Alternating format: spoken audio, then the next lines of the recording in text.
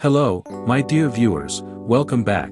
In today's video we will talk about the betahistine drug, so quickly subscribe to AI Medical School, and let's get started. Betahistine is a histamine analog used as a vasodilator to reduce the frequency of attacks of dizziness in Meniere disease, administered orally. And its indications are: betahistine is primarily indicated in conditions like hearing loss, Meniere's disease, tinnitus, and vertigo. Contraindications are: betahistine is contraindicated in conditions like asthma, peptic ulcer, pheochromocytoma, rhinitis, and urticaria.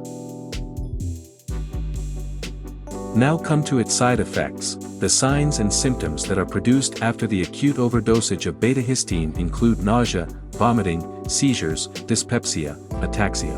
The symptomatic adverse reactions produced by betahistine are more or less tolerable, and if they become severe, they can be treated symptomatically. These include headache, drowsiness, nausea, dyspepsia.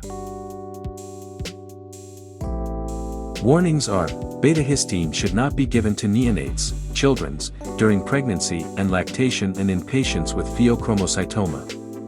It should be used with caution in patients with asthma or peptic ulcer.